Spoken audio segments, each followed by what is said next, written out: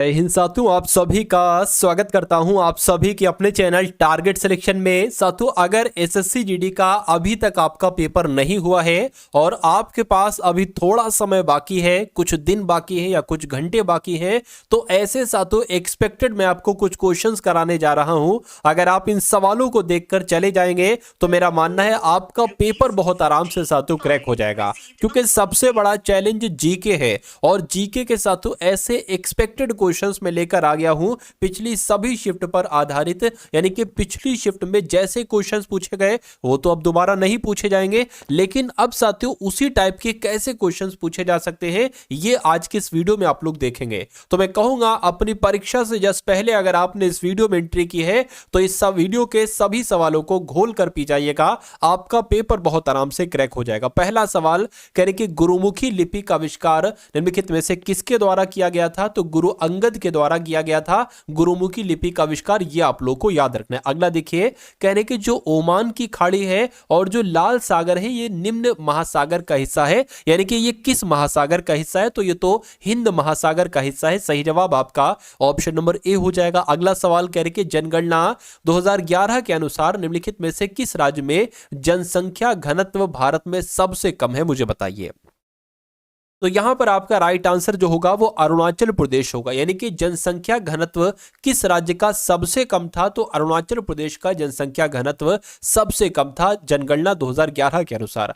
अगला सवाल देखिए, कह रहे कि निम्नलिखित में से किस वर्ष में पुर्तगालियों ने गोवा पर विजय प्राप्त की थी? तो अगर बात करते हैं साथियों 1510 ईस्वी की बात है। 1510 में साथियों पुर्तगालियों ने गोवा पर विजय प्राप्त की थी। आंसर आपका ऑप्शन नंबर सी हो जाएगा। अगला सवाल आपकी स्क्रीन पर है, उससे पहले मैं आपको बता देना चाहता हूं, देखिए अब आपके पास समय बहुत कम है और अब आपको सिर्फ वही कंटेंट पढ़ना चाहिए, परीक्षा वाला कंटेंट आपको पढ़ना चाहिए। तो अगर आपके पास कुछ समय है तो मैं कहूंगा इस समय को अच्छे तरीके से व्यतीत कीजिए, जो सही चीजें परीक्षा में आए उनको पढ़िए। तो इसी क्रम में आपके लिए पीडीएफ तैयार की गई है, एग्जाम से जस्ट पहले पीडीएफ ये तैयार की जाती है। इसमें साथियों आपको एसएससी जीडी के क्या 10 पेपर दिए जाएंगे, यानी कि जैसे पेपर आ रहे हैं ना उसी पर आधारित 10 पेपरों का आपके सोल्यूशन दिया जा रहा है। इसमें आपको मैथ के क्वेश्चंस पढ़ना है, सब सॉल्यूशन के साथ होगा, हल सहित होगा सब। रीजनिंग के क्वेश्चन पढ़ना है, हिंदी के जीके के, देखिएगा कितना क्वेश्चन, बहुत सारे क्वेश्चंस इसमें से आपको एग्जाम में देखने को मिलेंगे। दूसरी जो आपको एक तरीके से पीडीएफ दी जा रही ना, इसमें साथियों एसएससी जीडी के पीवाईक्यू क्वेश्चन होंगे। पीवाईक्यू क्वेश्चन में से साथियों लगभग 50% पेपर बनाया जाता है, तो ये भी आपका कवर हो गया। उसके अलावा करंट अफेयर की बहुत डिमांड थी साथियों, तो करंट अफेयर के लिए 1000 क्वेश्चंस मैं आपको दे रहा हूं साथियों। जो भी 5 से 6 सवाल आएंगे वो इन्हीं 1000 क्वेश्चंस में से आ जाएंगे। तो ये तीनों पीडीएफ आपको सिर्फ और सिर्फ 45 रुपए में दी जा रही है, नहीं 100 नहीं 200, सिर्फ 45 रुपए, ताकि हर बच्चा इस पीडीएफ को पढ़कर अपना एग्जाम पास कर जाए।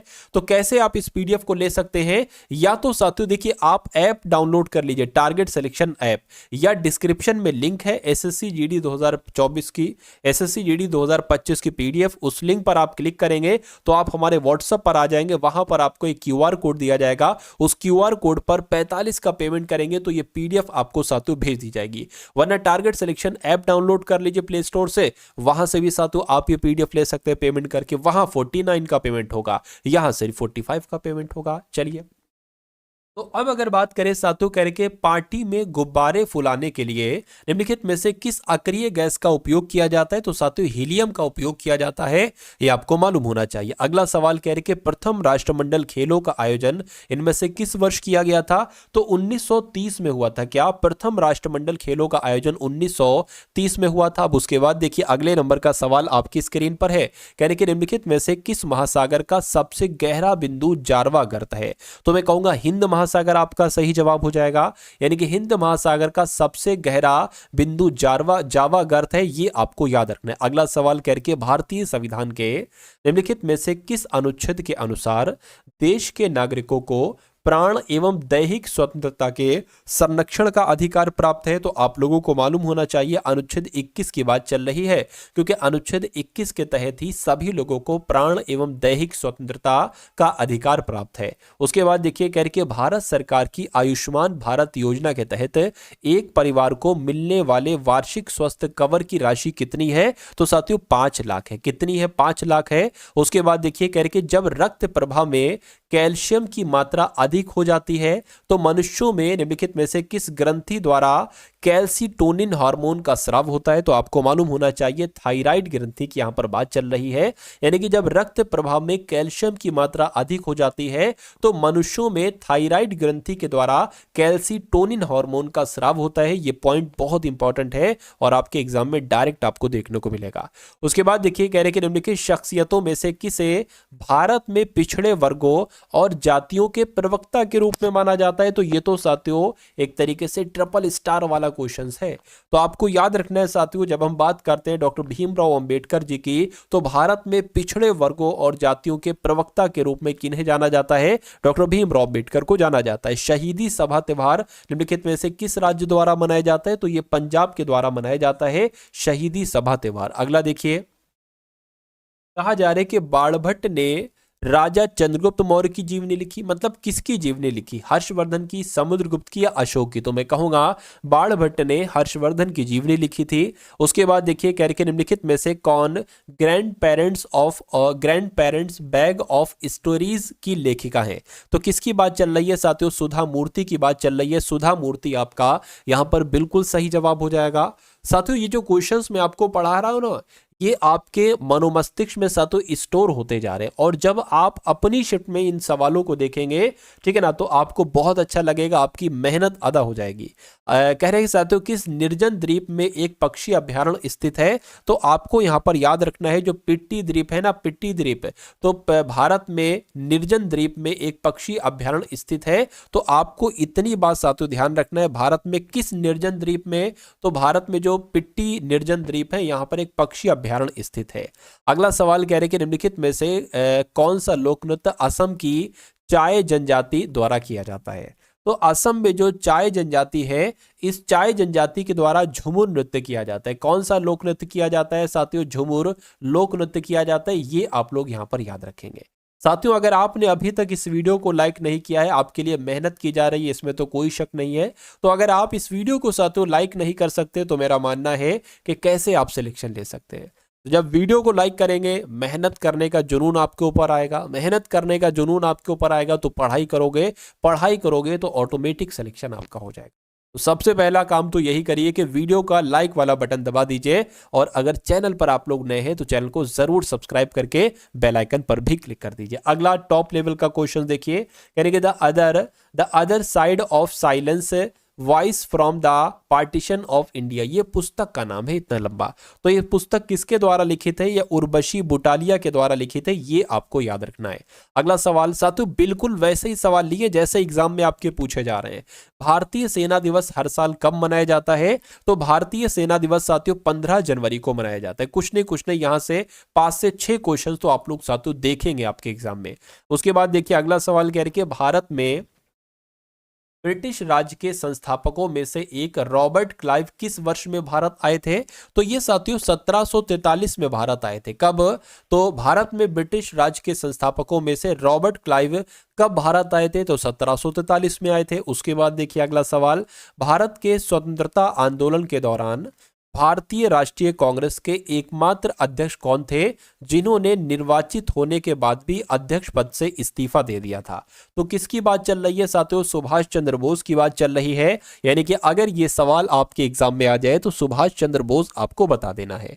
उसके बाद देखिए करके समष्टि अर्थशास्त्र यानी कि मैक्रो एक होती है माइक्रो, एक होती है मैक्रो इकोनॉमिक्स। तो माइक्रो इकोनॉमिक्स के जनक किन्हें कहा जाता है? आपको मालूम होना चाहिए, जॉन मेनार्ड कीन्स इनका नाम है और यही समष्टि अर्थशास्त्र के जनक कहलाए जाते हैं। उसके बाद देखिए ऊंटों के बारे में निम्न से कौन सा कथन गलत है? तो गलत कथन आपको बताना है, ऊंटों के बारे में कौन सा कथन गलत है? उनका गोबर सूखा होता है। देखिए बिल्कुल सूखा होता है। वे थोड़ी मात्रा में मूत्र का उत्सर्जन करते हैं। बिल्कुल साथियों, पानी बहुत कम पीते तो मूत्र भी बहुत कम करते हैं। उन्हें बहुत पसीना आता है। पसीना भाई बहुत अधिक कैसे आएगा, पानी जब कम पिए गए, पानी तो होता ही नहीं, ना के बराबर रेगिस्तान में होता है। तो मैं कहूंगा वे स्थलीय आवासों में रहते, बिल्कुल स्थलीय आवासों में ही रहते। तो गलत कौन सा है, ऑप्शन नंबर सी वाला है, तो यही तो आपका राइट आंसर। अगला सवाल देखिए, कहा जा रहा है कि जब 1915 में दक्षिण अफ्रीका से भारत आने के बाद महात्मा गांधी जी ने किसकी सलाह पर भारत देश और जनता को समझने के लिए पूरे 1 वर्ष तक पूरे भारत की यात्रा करने का फैसला किया था। तो साथियों, गोपाल कृष्ण गोखले जो इनके राजनीतिक गुरु माने जाते हैं, तो 1915 में दक्षिण अफ्रीका से भारत लौ आने के बाद गांधी जी ने गोपाल कृष्ण गोखले की सलाह पर भारत देश और जनता को समझने के लिए पूरे 1 वर्ष तक पूरे भारत की यात्रा करने का फैसला किया था। यह इंपॉर्टेंट क्वेश्चन है, तो आपके एग्जाम में पूछा जा सकता है। उसके बाद देखिए, कह रहे कि भारतीय संविधान की प्रस्तावना को पंडित जवाहरलाल नेहरू द्वारा संविधान सभा में पेश किए गए उद्देश्य प्रस्ताव पर आधारित है। तो यहां पर साथियों खाली जगह होगी यहां पर। तो भारतीय संविधान की प्रस्तावना कब जवाहरलाल नेहरू द्वारा संविधान में पेश किए गए उद्देश्य प्रस्ताव पर आधारित है? तो आपको मालूम होना चाहिए भारतीय संविधान की प्रस्तावना 13 दिसंबर 1946 को पंडित जवाहरलाल नेहरू के द्वारा संविधान सभा में पेश किए गए उद्देश्य प्रस्ताव पर आधारित है। अगला देखिए, कहा जा रहा है कि किस वर्ष से कबड्डी को एक पूर्ण खेल के रूप में एशियाई खेलों में शामिल किया गया है? तो साथियों 1990 की अगर बात करें तो 1990 से कबड्डी को एक पूर्ण खेल के रूप में एशियाई खेलों में शामिल किया गया है।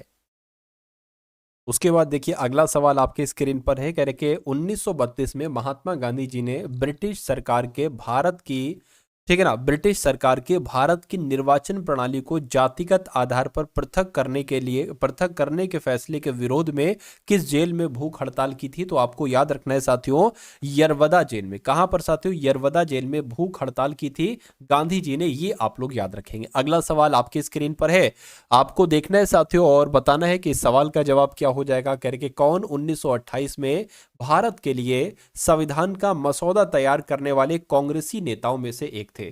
तो किसकी बात चल रही है साथियों? मोतीलाल नेहरू की बात चल रही है। इस सवाल का जवाब आपका ऑप्शन नंबर सी हो जाएगा। उसके बाद देखिए, 1944 में इम्फाल की लड़ाई ब्रिटिश सेना और किस सेना के बीच लड़ी गई थी? तो साथियों जापान के बीच लड़ी गई थी, यानी कि ब्रिटिश सेना थी और जापानी सेना थी। 1944 में लड़ाई हुई थी, इम्फाल की लड़ाई लड़ाई कहलाई गई थी। ओडिशा के किस जिले में पूर्वी घाट की सबसे ऊंची चोटी है? तो ओडिशा के साथियों जो एक तरीके से कोरापुट जिला है ना, इस जिले में पूर्वी घाट की सबसे ऊंची चोटी स्थित है। किसे भारत में आवास के लिए शीर्ष स्तर की संस्था के रूप में स्थापित किया गया था? तो आपको याद रखना है राष्ट्रीय आवास बैंक, यानी कि राष्ट्रीय आवास बैंक को भारत में आवास के लिए शीर्ष स्तर की संस्था के रूप में स्थापित किया गया था। उसके बाद देखिए अगला सवाल, कहने के ओलंपिक गोल्फ टूर्नामेंट में भाग लेने वाली पहली भारतीय महिला का नाम क्या था? तो इनका नाम अदिति अशोक था और ये ओलंपिक गोल्फ टूर्नामेंट में भाग लेने वाली पहली भारतीय महिला थी अदिति अशोक। अगला सवाल देखिए, यानी कि प्रधानमंत्री उज्ज्वला योजना किस वर्ष प्रारंभ की गई थी? तो कब प्रारंभ की गई थी साथियों? 2016 में प्रधानमंत्री उज्ज्वला योजना शुरू की गई थी। भारतीय संविधान का अनुच्छेद प्रदेशों के प्रशासन से संबंधित है। तो अगर बात करते हैं साथियों, यहां पर अगर बात करें भारतीय संविधान का मतलब कौन सा अनुच्छेद आपसे पूछा जा रहा है, भारतीय संविधान का कौन सा अनुच्छेद, ठीक है ना, केंद्र शासित प्रदेशों यहां पर होना चाहिए। क्या होना चाहिए? केंद्र शासित प्रदेशों। क्या साथियों? हाँ, कह रहे हैं कि संविधान का कौन सा अनुच्छेद? तो मैं कहूंगा अनुच्छेद 239 में क्या है कि केंद्र शासित प्रदेशों के प्रशासन से बारे में साथियों जानकारी दी गई है। कौन से अनुच्छेद में? अनुच्छेद 239 में। ये बात आप लोग याद रखेंगे। उसके बाद देखिए, कह रहे कि अरावली पर्वतमाला की सबसे ऊंची चोटी स्थित है। तो कहां पर स्थित है साथियों? ये आपकी राजस्थान में स्थित है। अगला सवाल कह रहे कि जीका वायरस रोग मच्छरों की कौन सी प्रजाति के द्वारा संचारित विषाणु के कारण होता है? तो ये एडीज इस प्रजाति का नाम है, मच्छरों की एक प्रजाति है एडीज। इसके द्वारा संचारित विषाणु के वजह से ही जीका वायरस नामक रोग हो जाएगा। अगला सवाल देखिए, अवध किसान सभा की स्थापना कब की गई थी? तो 1920 में अवध किसान सभा की स्थापना की गई थी। अगला सवाल देखिए, कह रहे कि भू राजस्व की ताल्लुकदार प्रणाली के तहत भूमि के स्वामित्व अधिकार किसानों को सौंप दिए गए थे और ब्रिटिश सरकार उनसे सीधे कर वसूल करती थी, या रैयतवाड़ी प्रणाली, या महालवाड़ी प्रणाली, या मालगुजारी प्रणाली? तो सवाल जब आपके एग्जाम में पूछा जाए ना, तो रैयतवाड़ी प्रणाली आपको बता देना, यानी कि भू राजस्व की रैयतवाड़ी प्रणाली के तहत भूमि के स्वामित्व अधिकार किसानों को सौंप दिए गए थे और ब्रिटिश सरकार उनसे सीधे कर वसूल करती थी। उसके बाद देखिए, निम्नलिखित में से किसे शतरंज के बोर्ड पर पीछे की ओर चलने की अनुमति नहीं है? तो किसकी बात चल रही है साथियों? प्यादा आपका यहां पर सही जवाब हो जाएगा। अगला सवाल, भारत के संविधान की किस अनुसूची में हिंदी भाषा शामिल है? तो अगर 8वीं अनुसूची की बात करते हैं तो 8वीं अनुसूची में साथियों हिंदी भाषा शामिल है। अगला सवाल कह रहे कि सम्राट अशोक के बारे में निम्नलिखित में से कौन सा कथन असत्य है? ध्यान रखिए, असत्य आपसे पूछा जा रहा है, तो हमें देखना होगा कि अशोक का संबंध मौर्य वंश से है। बिल्कुल साथियों, मौर्य वंश का एक प्रतापी शासक था, आपने सुना होगा, पढ़ा होगा, देखा होगा। अशोक विश्व के इतिहास में एकमात्र ऐसे राजा हैं जिन्होंने युद्ध नीति के बाद विजय का त्याग कर दिया, ये बात भी बिल्कुल सही है। अशोक ने जिस साम्राज्य पर शासन किया उसकी स्थापना उसके दादा ने की थी, बिल्कुल सही है। चाणक्य नामक एक बुद्धिमान व्यक्ति ने अशोक का विरोध किया, ऐसा नहीं, तो यह गलत हो जाएगा, गलत हो जाएगा। तो यही आपका और हमारा बिल्कुल सही जवाब हो जाएगा। उसके बाद देखिए, कह रहे कि the day I stopped drinking milk, इस पुस्तक के लेखक कौन है बताइए? तो इस पुस्तक के लेखक की अगर हम बात करते हैं तो सुधा मूर्ति इनका नाम है और ये इस पुस्तक की लेखिका है। उसके बाद देखिए, निम्नलिखित में से कौन सा विटामिन K1 का दूसरा नाम है? तो विटामिन K1 का दूसरा नाम क्या है? फाइलो, क्या साथियों? फाइलोक्विनोन इसका नाम है। फाइलोक्विनोन आपका यहाँ पर बिल्कुल सही जवाब हो जाएगा, यानी कि फाइलोक्विनोन ये विटामिन K1 का रासायनिक नाम है, ये आप लोगों को याद रखना है। उसके बाद देखिए, कह रहे कि 6 अप्रैल 1919 के विरुद्ध अहिंसक विरोध दिवस के रूप में मनाया गया था। तो अगर बात करें साथियों, रॉलेट एक्ट आपका यहाँ पर सही जवाब हो जाएगा, ठीक है ना। अगला सवाल देखिए, कह रहे कि पद्मश्री पुरस्कार से सम्मानित सितारा देवी उनके ठीक है ना, पद्मश्री पुरस्कार से सम्मानित सितारा देवी उनके, अब यहां पर खाली जगह है, उनके मोडिटू के क्षेत्र में योगदान देने के लिए प्रसिद्ध है, या ओडिसी, या कथक, या सत्रिय? तो मैं कहूंगा कथक आपका राइट आंसर हो जाएगा, यानी कि पद्मश्री पुरस्कार से सम्मानित जो सितारा देवी हैं ये उनके कथक क्षेत्र में योगदान के लिए प्रसिद्ध हैं। चलिए, कथक से संबंधित हैं। उसके बाद देखिए, कह रहे कि निम्नलिखित में से कौन सा एक लौह खनिज है? तो लौह खनिज की अगर यहां पर हम लोग बात करते हैं तो जो मैग्नीज है ना, ये साथों एक लौह खनिज है, ये आपको यहां पर मालूम होना चाहिए, ठीक है ना। अगर ये से अयस्क की बात करें, बॉक्साइट अयस्क की बात करें, तो ये किस धातु का अयस्क है? ये साथियों एल्यूमिनियम का अयस्क है, ये आपको मालूम होना चाहिए। एल्यूमिनियम का अयस्क क्या हो गया साथियों? बॉक्साइट एल्यूमिनियम का अयस्क हो गया, ठीक है ना। अगर तांबा जो है ना, तांबा की अगर बात करें कि तांबा के भैया कौन कौन से अयस्क आपके बन सकते हैं, तो तांबा के भैया कौन कौन से अयस्क बन सकते हैं? एक तो आप लोग याद रखेंगे पाइराइट्स, क्या साथियों? एक तो आप लोग ध्यान रखेंगे पाइराइट्स, ये हो जाएगा। उसके अलावा अगर बात करते हैं साथियों क्यूपराइट, क्या क्यूपराइट की अगर बात करें ये किसका है? तो ये भी तांबे का ही है, ठीक है ना। जस्ते की अगर बात करते हैं तो आप लोगों को मालूम होना चाहिए जिंक ब्लेड, क्या ये किस धातु का अयस्क है? जिंक ब्लेड, तो ये जस्ते का अयस्क है। इतनी जानकारी आप लोग याद रखेंगे। उसके बाद देखिए, कह रहे कि वेडिंग एल्बम नामक नाटक के लेखक कौन है? तो इस नाटक के लेखक कौन है साथियों? गिरीश कर्नाड है। कौन है? गिरीश कर्नाड ही वेडिंग एल्बम नामक के लेखक के, मतलब क्या लिखा हुआ है, नामक नाटक के लेखक हैं। अगला सवाल आपकी स्क्रीन पर साथियों, इस सवाल को देखिए और मुझे बताइए राइट आंसर क्या होगा। कहने के देव दीपावली नामक त्योहार इनमें से किस शहर में मनाया जाता है? तो ये साथियों वाराणसी में मनाया जाता है। कहां पर? वाराणसी में। और वाराणसी को क्या कहा जाता है साथियों? वाराणसी को ही मोक्ष नगरी कहा जाता है। क्या मोक्ष नगरी कहा जाता है? ये भी आपको साथियों मालूम होना चाहिए। चलिए, अगला सवाल देखिए, कहने के 2 टर्मिनल वाला एक निष्क्रिय वैद्युत घटक है जो परिपथ में विद्युत प्रतिरोध उत्पन्न करता है, उसको क्या कहा जाता है? तो वही तो साथियों प्रतिरोध होता है, यानी कि 2 टर्मिनल वाला एक निष्क्रिय विद्युत घटक है जो परिपथ में विद्युत प्रतिरोध उत्पन्न करता है, ये आपका प्रतिरोध हो जाएगा। चलिए, अगला सवाल देखिए, कह रहे जवाई बांध जवाई नदी पर निर्मित एक जलाशय है, वह इनमें से किसकी सहायक नदी है? तो किसकी सहायक नदी है साथियों? लूनी नदी की सहायक नदी है।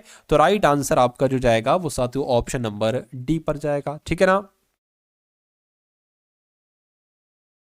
उसके बाद देखिए करके कोई वस्तु अपनी विराम अवस्था या गतिमान अवस्था में होने वाले परिवर्तन का विरोध करती है, उनकी यह स्वाभाविक प्रवृत्ति को क्या कहा जाता है? तो इसी को तो साथियों जड़त्व कहा जाता है। क्या? इसी को जड़त्व कहा जाता है। उसके बाद देखिए लोदी वंश की नींव निम्नलिखित में से किसके द्वारा रखी गई थी? तो लोदी वंश की संस्थापक की अगर बात करें या लोदी वंश की नींव किसके द्वारा रखी गई थी? तो बहलोल लोदी के द्वारा रखी गई थी। ये आपको यहां पर मालूम होना चाहिए, ठीक है ना। उसके अलावा अगर बात करते हैं साथियों बहलोल लोदी की, तो बहलोल लोदी ने एक उपाधि धारण की थी बहलोल शाह गाजी। अगर आपसे पूछा जाए कि भाई ये बताइए कि बहलोल शाह गाजी, क्या बहलोल शाह गाजी की उपाधि जो धारण की थी वो किसने धारण की थी? वो बहलोल लोदी ने धारण की थी। ये आपको साथियों मालूम होना चाहिए। और ये उपाधि धारण करने के बाद साथियों दिल्ली के सिंहासन पर ये बैठे थे, ठीक है ना। अगले नंबर का सवाल कह रहे कि लोदी वंश की नींव निम्नलिखित में से किसके द्वारा रखी गई थी? तो लोदी वंश की नींव तो मैंने आपको अभी बताया, तो बहलोल लोदी के द्वारा रखी गई थी। अगला देखिए कह रहे कि राज्यसभा से संबंधित संवैधानिक प्रावधानों के संदर्भ में निम्नलिखित में से कौन सा कथन सही है? तो भारत के प्रधानमंत्री राज्यसभा के पदेन अध्यक्ष होते हैं। तो भारत के प्रधानमंत्री थोड़ी ना, भारत के उपराष्ट्रपति राज्यसभा के पदेन अध्यक्ष होते हैं। ये बात बिल्कुल सही है, यानी कि राज्यसभा के पदेन अध्यक्ष कौन होते हैं साथियों? उपराष्ट्रपति ही होते हैं। उसके बाद देखिए अगला सवाल कह रहे कि विंचुडो नृत्य का संबंध निम्नलिखित में से किस राज्य से है? तो ये कहां पर किया जाता है? ये गुजरात में किया जाता है। ये नृत्य कहां पर किया जाता है? विंचुडो नृत्य ये गुजरात में किया जाता है। उसके बाद देखिए अगले नंबर का सवाल आपकी स्क्रीन पर है। 1925 में घटित हुआ निम्नलिखित में से कौन सा षड्यंत्र ट्रेन डकैती से संबंधित है? तो 1925 में तो साथियों काकोरी षड्यंत्र हुआ था जिसका संबंध ट्रेन डकैती से था। आंसर आपका ऑप्शन नंबर डी हो जाएगा। उसके बाद देखिए अगला सवाल कहा जा रहा है साथियों, यहां पर देखिए सवाल को और बताइए सही जवाब। कहने कि ओलंपिक चार्टर के मौलिक सिद्धांत किसके द्वारा लिखित दस्तावेज पर आधारित हैं? तो किसके द्वारा साथियों? पियरे डी कोबार्टिन के द्वारा ये लिखित हैं। और ये ओलंपिक चार्टर के मौलिक सिद्धांत हैं एक तरीके से किसके द्वारा लिखित दस्तावेज पर आधारित है? तो पियरे डी कोबार्टिन के द्वारा। उसके बाद देखिए अमेरिका की पहली महिला उपराष्ट्रपति कमला हैरिस का मूल परिवार भारत के किस राज्य से संबंधित है? तो ये तमिलनाडु की रहने वाली हैं थी। तो अमेरिका की पहली महिला उपराष्ट्रपति कमला हैरिस और इनका जो परिवार था वो तमिलनाडु का रहने वाला था। उसके बाद देखिए निम्नलिखित में से कौन सा कथन सही है, यानी कि सही कथन के बारे में आपको यहां पर बताना है। चलिए, यानी कि स्पष्ट कांच से बनी एक खाली बोतल एक पारभासी वस्तु का उदाहरण है। एक फ्राइंग पैन एक अपारदर्शी वस्तु का एक उदाहरण है। सूर्य प्रकाशित वस्तु का उदाहरण है। लकड़ी का बॉक्स एक चमकदार वस्तु का उदाहरण है। तो मैं कहूंगा इसमें से जो वाक्य आपका सही है वो ऑप्शन नंबर बी वाला सही है, ठीक है। चलिए, क्योंकि एक फ्राइंग पैन जो है ना ये अपारदर्शी वस्तु है। क्या? एक अपारदर्शी वस्तु है साथियों, ठीक है ना। क्यों? और उसके अलावा स्पष्ट कांच से बनी एक खाली बोतल एक पारभासी वस्तु का उदाहरण है, तो ऐसा तो नहीं है, ठीक है। चलिए, उसके बाद देखिए अगला सवाल है कह रहे कि रचना दोआब, ठीक है। रचना दोआब निम्नलिखित में से किन दो नदियों के बीच स्थित है? तो मैं कहूंगा अगर बात करते हैं साथियों रावी और चेनाब की, तो इन दो नदियों के बीच स्थित है रचना दोआब, ये आपको याद रखना है। उसके बाद देखिए कहा जा रहा है कि भारत के प्राचीन इतिहास के संदर्भ में अशोक स्तंभ का संबंध निम्नलिखित में से किस स्थान से है? तो अशोक की अगर बात करते हैं साथियों सांची से इनका संबंध है। कहां से? सांची से इनका संबंध है, ये भी आपको मालूम होना चाहिए। अगला सवाल देखिए कह रहे कि सुभाष चंद्र बोस ब्रिटिश सरकार की नजरबंदी से किस वर्ष भाग निकले थे? तो ये 1941 में भाग निकले थे। सुभाष चंद्र बोस ब्रिटिश सरकार की नजरबंदी से 1941 में भाग निकले थे।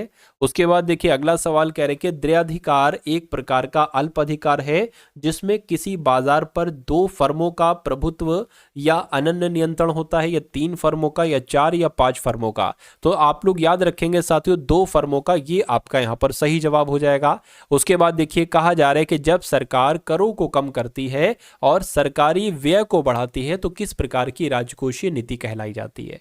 उसको विस्तारवादी राजकोषीय नीति कहा जाता है, संविदात्मक राजकोषीय नीति कहा जाता है, तटस्थता राजकोषीय नीति, या साथियों संविदात्मक और विस्तारवादी राजकोषीय नीति कहा जाता है। तो आपको यह ध्यान रखना है उसको विस्तारवादी राजकोषीय नीति कहा जाता है। राइट आंसर आपका जो जाएगा वो ऑप्शन नंबर ए के साथ जाएगा भाई। बहुत बढ़िया, वेरी गुड क्लास। अगला सवाल आपकी स्क्रीन पर है, आपसे पूछा जा रहा है कि देश की प्राचीन झीलों में से एक लेंडिया तालाब किस भारतीय शहर में स्थित है।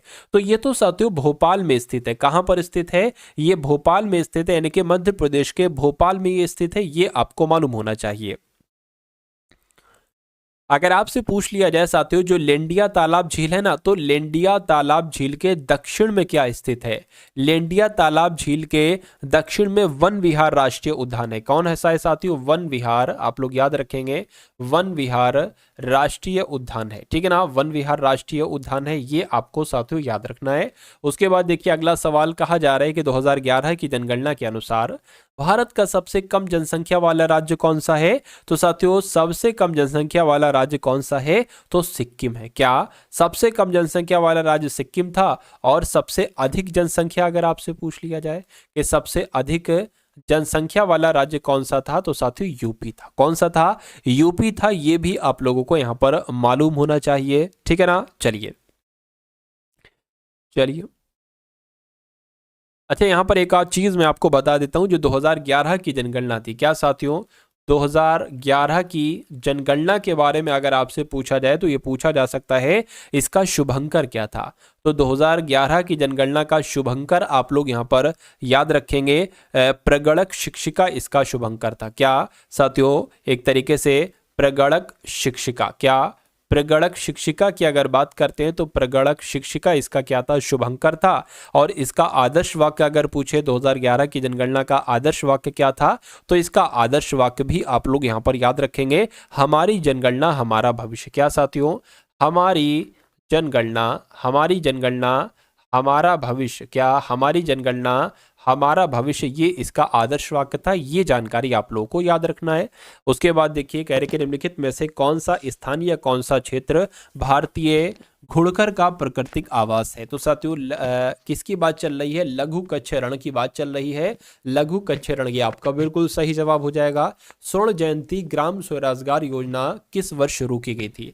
तो ये साथियों 1999 में शुरू की गई थी। स्वर्ण जयंती ग्राम स्वरोजगार योजना ये 1999 में साथियों शुरू की गई थी। और किस मंत्रालय के द्वारा शुरू की गई थी? तो साथियों ग्रामीण विकास मंत्रालय के द्वारा शुरू की गई थी। क्या?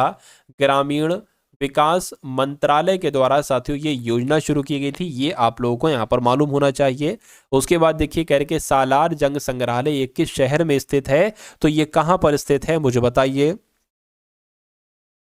तो ये तो साथियों हैदराबाद में। कहां पर है ये हैदराबाद में है। ये आप लोगों को यहां पर मालूम होना चाहिए। आंसर आपका ऑप्शन नंबर ए हो जाएगा। अगला सवाल आपकी स्क्रीन पर, कहने के चाणक्य अशोक के शासनकाल में प्रधान अमात्य थे, या हर्षवर्धन के शासनकाल में, या बिंदुसार के शासनकाल में, या चंद्रगुप्त मौर्य के शासनकाल में?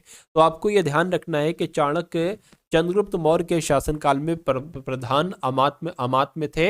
ये आप लोग याद रखेंगे। उसके बाद देखिए, कहा जा रहा है आपसे कि निम्नलिखित में से खिलाड़ियों में से कौन सा खिलाड़ी एक भारतीय पेशेवर टेनिस खिलाड़ी है? बताइए। तो किसकी बात चल रही है? रोहन बोपन्ना की अगर बात करें तो रोहन बोपन्ना यहाँ पर आपका सही जवाब हो जाएगा। चलिए, तो ये साथियों यहाँ पर आपने कुछ टॉप लेवल के क्वेश्चंस देखे। मैं उम्मीद करूंगा साथियों ये क्लास आपको पसंद आई होगी। अगर पसंद आई है तो इस वीडियो को एक बार आप लोग लाइक कर देंगे।